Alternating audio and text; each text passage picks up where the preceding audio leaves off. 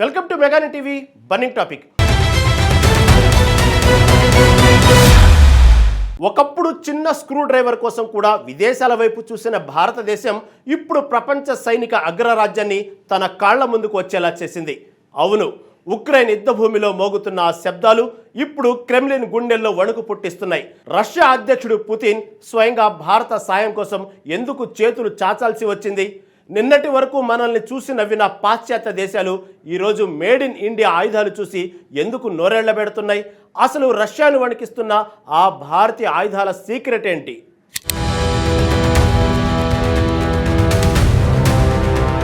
ప్రపంచ రక్షణ రంగ మార్కెట్లో ఇప్పుడు ఒకే ఒక్క పేరు సంచలనం సృష్టిస్తోంది. నిన్నటి వరకు కేవలం కొనుగోలుదారుగా ఉన్న భారతదేశం నేడు గ్లోబల్ విక్రేతగా విశ్వరూపం చూపిస్తోంది. ఒకప్పుడు చిన్న ఆయుధాల కోసం ఇతరుల వైపు చూసిన దేశం నేడు ప్రపంచాన్ని శాసించే స్థాయికి చేరింది. ఉక్రెయిన్ యుద్ధభూమిలో మేడ్ ఇన్ ఇండియా గుండ్లు గర్జిస్తుంటే అగ్రరాజ్యాలు సైతం అప్రమత్తమవుతున్నాయి. రష్యా వంటి సైనిక మహాశక్తిని సైతం భారత్ కాళ్ల ముందుకు వచ్చేలా చేసిన ఘనత మన రక్షణ ఉత్పత్తులదే. ఈ మహా విప్లవం వెనుక దశాబ్దాల నిశ్శబ్ద శ్రమ, అద్భుతమైన వ్యూహం దాగి ఉన్నాయి. చైనా, పాకిస్తాన్ సరిహద్దుల్లో చుక్కలు చూపించిన బ్రహ్మోస్ క్షిపణి నేడు ప్రపంచ మార్కెట్ను ఏలుతోంది. ఆత్మనిర్భర్ భారత్ నినాదంతో రికార్డ్ బ్రేకింగ్ ఎగుమతులు నమోదు చేస్తూ భారత్ సరికొత్త చరిత్ర సృష్టిస్తోంది. భారతీయ రక్షణ సామర్థ్యం చూసి శత్రు దేశాల గుండెల్లో వణుకు మొదలైంది. రక్షణ రంగంలో భారత్ సాధించిన ఈ ప్రగతి ప్రపంచ దేశాల సమీకరణాలను పూర్తిగా మార్చేస్తోంది.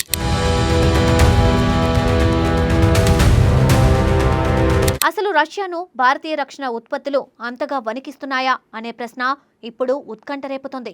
ఒకప్పుడు భారత రక్షణ అవసరాల్లో 70% పైగా తీర్చిన రష్యా నేడు భారత్ వైపు చూస్తుంది. ఫైటర్ జెట్లు, యుద్ధ ట్యాంకులు, సబ్మెరైన్లు, రైఫిళ్ల వరకు అన్ని రష్యా నుండే దిగుమతి చేసుకున్న రోజులు ఉన్నాయి. ఢిల్లీ కేవలం స్క్రూలు బిగించే మేడ్ ఇన్ ఇండియా ఆయుధాలు మాత్రమే చేస్తుందని పాశ్చాత్య దేశాలు ఒకప్పుడు ఎగతాళి చేశాయి. చైనా 1961లోనే సూపర్ సోనిక్ జెట్ తయారు చేస్తే భారత్ మాత్రం వెనుకబడి ఉందంటూ విమర్శలు వచ్చాయి. అలాంటి విమర్శల నుండి భారత్ నేడు ప్రపంచానికి ఆయుధాలు సరఫరా చేసే స్థాయికి ఎలా ఎదిగింది అనేది ఒక అద్భుతం. గతంలో వచ్చిన ఎన్నో సువర్ణ అవకాశాలను చేతులారా వదిలేసుకోవడం వల్ల మన పాత ఫైటర్ జెట్లు మ్యూజియంలకే పరిమితమయ్యాయి. ఆయుధాల కోసం ఇతరులపై ఆధారపడడం నిశ్శబ్ద బానిసత్వం లాంటిదని భారత్ ఆలస్యంగానైనా గుర్తించింది. ఆ చేదు నిజాల నుండే భారతదేశం తన సొంత ఆయుధ నిర్మాణ ప్రయాణాన్ని అత్యంత వేగంగా ప్రారంభించింది. ఇప్పుడు రష్యాకి కూడా భారత్తో వ్యాపార ఇబ్బందుల గురించి మాట్లాడే పరిస్థితి వచ్చింది.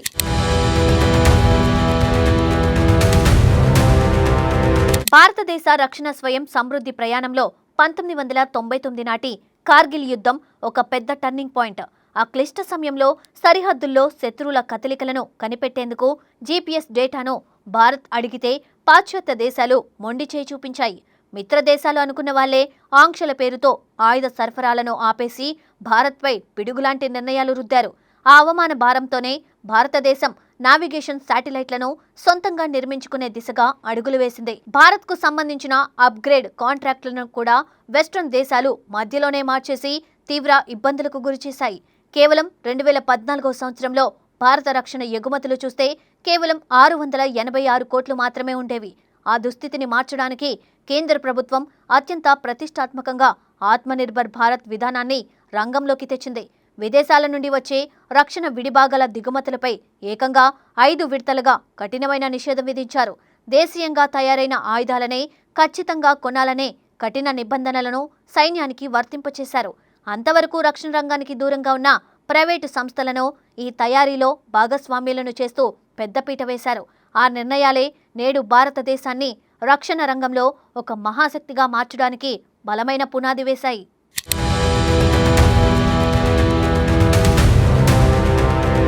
ప్రభుత్వ సంస్కరణల ఫలితంగా 2024-25 నాటికి భారత ఆయుధ ఉత్పత్తి ఏకంగా 1,50,000 కోట్ల రూపాయలకు చేరింది. 2025 నాటికి మొత్తం రక్షణ ఉత్పత్తుల్లో 4వ వంతు వాటాను ప్రైవేటు రంగమే సొంతం చేసుకోవడం విశేషం. ప్రస్తుతం భారతదేశానికి చెందిన సుమారు 145 కంపెనీలు 80కి పైగా దేశాలకు ఆయుధాలను విక్రయిస్తున్నాయి. అయితే కేవలం ఆయుధాల ఉత్పత్తి పెరిగినంత మాత్రాన ఏ దేశమూ అంతర్జాతీయ విక్రేతగా మారిపోలేదు. మన ఆయుధాల నాణ్యతను నమ్మి వాటిని కొనుగోలు చేసే నమ్మకమైన కస్టమర్లు అంతర్జాతీయంగా దొరకాలి. అలా భారత్ను నమ్మి వచ్చిన దేశాల్లో అర్మేనియా అత్యంత ముఖ్యమైన దేశంగా నిలిచింది. నాగోర్నో కరాబాక్ యుద్ధంలో ఘోరమైన పరాజయాన్ని చవిచూసిన అర్మేనియాకు భారత్ ఒక ఆశాదీపంగా కనిపించింది. ఆ సంక్షోభ సమయంలో ప్రపంచంలోనే అత్యంత బలమైన దేశంగా భారత్ వారికి అండగా నిలబడింది. 2022లో అర్మేనియా దేశం భారత్తో ఏకంగా 6,000 కోట్ల రూపాయల భారీ రక్షణ ఒప్పందాన్ని కుదుర్చుకుంది. భారత్ నుండి పినాకా రాకెట్ లాంచర్లు, అత్యాధునిక రాడార్లు, శక్తివంతమైన ఫిరంగి తుపాకులను వారు కొనుగోలు చేశారు. ఫలితంగా ప్రస్తుతం అర్మేనియా మొత్తం ఆయుధ దిగుమతుల్లో 43% భారతీయ ఆయుధాలే ఉండడం విశేషం.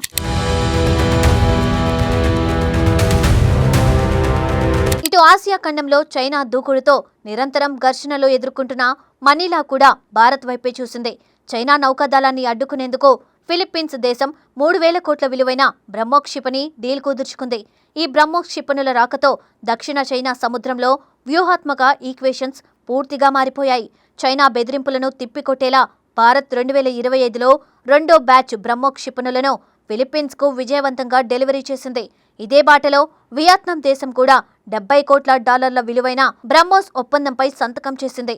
అయితే బ్రహ్మోస్ క్షిపణి ఎప్పుడైనా అసలైన యుద్ధంలో తన శౌర్యాన్ని ప్రదర్శించిందా అనే సందేహాలు కొందరిలో ఉన్నాయి. దానికి సమాధానంగా 2025లో ప్రపంచానికి భారత్ తన బ్రహ్మోస్ అసలు సిసలైన శక్తిని చాటి చెప్పింది. శత్రువుల అంచనాలను తలకిందులు చేస్తూ అత్యాధునిక చైనా ఎయిర్ డిఫెన్స్ సిస్టమ్ను బ్రహ్మోస్ క్షిపణి తుగ్గురేకొట్టింది. ప్రపంచమంతా ఆశ్చర్యపోయేలా ఆకాశంలో జరిగిన ఆ లైవ్ యాక్షన్ దృశ్యాలు రక్షణ నిపుణులను సైతం ముక్కున వేలేసుకునేలా చేశాయి. ఎలాంటి ముందస్తు ప్రదర్శనలు లేకుండానే రక్షణ రంగ చరిత్రలోనే అత్యంత విజయవంతమైన ఆయుధంగా బ్రహ్మోస్ నిలిచింది.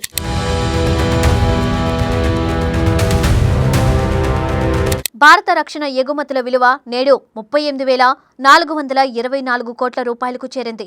ఈ అద్భుతమైన వృద్ధిని చూసి పాశ్చాత్య దేశాలైన ఫ్రాన్స్ సైతం భారత పినాకా రాకెట్ లాంచర్లపై కన్నేసింది. కేవలం ఆసియా దేశాలకే కాకుండా యూరప్ దేశాలకు కూడా భారత్ ఆయుధాలను పెద్ద ఎత్తున సరఫరా చేస్తుంది. 2022 నుండి 2024 మధ్యకాలంలో ఇటలీ, చెక్ రిపబ్లిక్, స్పెయిన్, స్లోవేకియా దేశాలకు భారీగా ఆయుధాలు వెళ్లాయి. ఈ దేశాలకు భారత్ సుమారు 1,100 కోట్ల విలువైన ఫిరంగి గుండ్లను విజయవంతంగా ఎగుమతి చేసింది. యూరప్ దేశాలు ఈ మందుగుండు సామాగ్రిని నేరుగా ఉక్రెయిన్ సరిహద్దులకు తరలించడం సంచలనంగా మారింది. ఉక్రెయిన్ సైన్యం చేతికి చిక్కిన ఈ made in India shells Russia సైనిక స్థావరాలపై నిప్పుల వర్షం కురిపించాయి. ఏ యుద్ధంలోనూ తాము ప్రత్యక్షంగా భాగస్వామిని కాబోమని భారతదేశం ఎప్పుడో స్పష్టం చేసింది. అయినప్పటికీ భారతీయ గుండ్లు రష్యాకు భారీ నష్టాన్ని చేకూర్చడంతో మాస్కో తీవ్ర ఆందోళనకు గురైంది. ఆ ఫిరంగి గుండ్ల సరఫరాలను ఎలాగైనా ఆపాల్సిందిగా రష్యా స్వయంగా భారత్ను బతిమాలే పరిస్థితి వచ్చింది.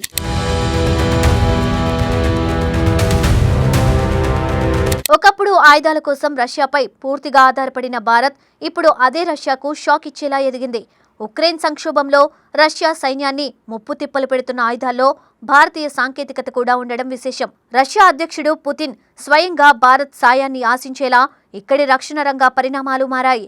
ప్రపంచ రక్షణ మార్కెట్లో అమెరికా, రష్యాలకు దీటుగా భారత్ తన సొంత బ్రాండ్ను విజయవంతంగా సృష్టించుకుంది. కేవలం భారీ క్షిపణులనే కాకుండా నిరంతరం అవసరమయ్యే సాధారణ మందుగుండు సామాగ్రిని కూడా భారత్ భారీగా ఉత్పత్తి చేస్తుంది.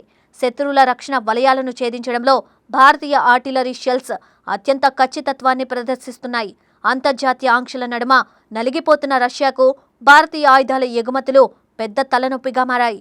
భారత్ తయారు చేస్తున్న ఆయుధాలు అత్యంత చౌకగా, అంతకంటే ఎక్కువ నాణ్యతతో ఉండడం విశేషం. అందుకే ప్రపంచంలోని అగ్రదేశాలన్నీ ఇప్పుడు భారత్ వైపు ఆశగా, ఆశ్చర్యంగా చూస్తున్నాయి. దశాబ్దాల తరబడి కొనసాగిన విదేశీ ఆయుధాల డిపెండెన్సీని భారత్ కేవలం కొద్దేళ్లలోనే తుడిచిపెట్టేసింది.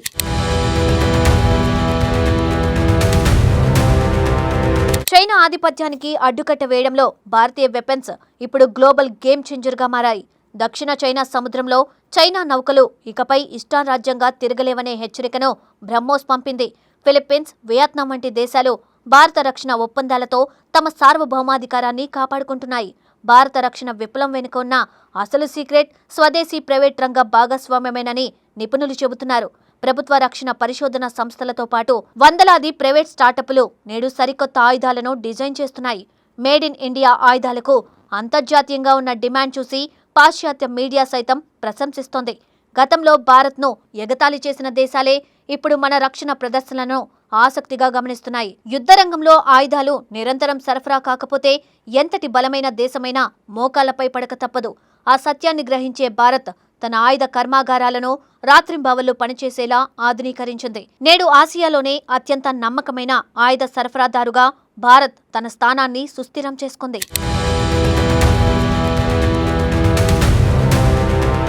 ప్రపంచ శాంతిని కాపాడడంలో, రక్షణ సమతుల్యతను సాధించడంలో భారత్ పాత్ర మరింత కీలకంగా మారింది. రష్యాతో 5 దశాబ్దాల బలమైన స్నేహం ఉన్నప్పటికీ భారత్ తన సొంత జాతీయ ప్రయోజనాలకే ప్రాధాన్యత ఇస్తోంది. రష్యా మంత్రి లేవనెత్తిన ఇబ్బందికర సమస్యలను భారత్ అత్యంత దౌత్యపరంగా ఎదుర్కొంటూ వస్తోంది. తమ ఆయుధాలు ఏ దేశానికి వెళ్లాలో, ఎక్కడ ఉపయోగపడాలో నిర్ణయించే సర్వ హక్కులు భారత్కే ఉన్నాయని ఢిల్లీ నిరూపించింది. కార్గిల్ యుద్ధంలో జరిగిన అవమానానికి నేడు ప్రపంచ వేదికపై భారత్ సాధించిన విజయమే సరైన సమాధానం. 2014 నాటి 600 కోట్ల ఎగుమతుల నుండి నేడు 38,000 కోట్లకు చేరడం ఒక అద్భుత ప్రగతి.